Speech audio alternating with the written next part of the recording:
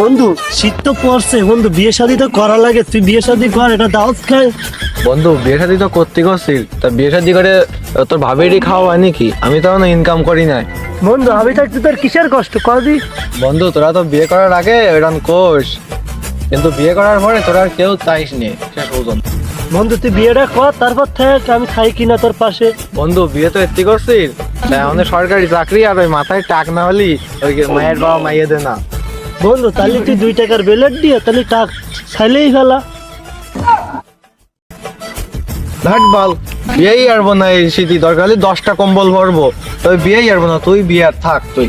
বন্ধু তোর চিন্তা করা লাগবে না, ওই দেখ মায়ে পায়ে গেছে একটা, ওই দেখ বউ ভাবি পায়ে গেছি, কই? ওই দেখ।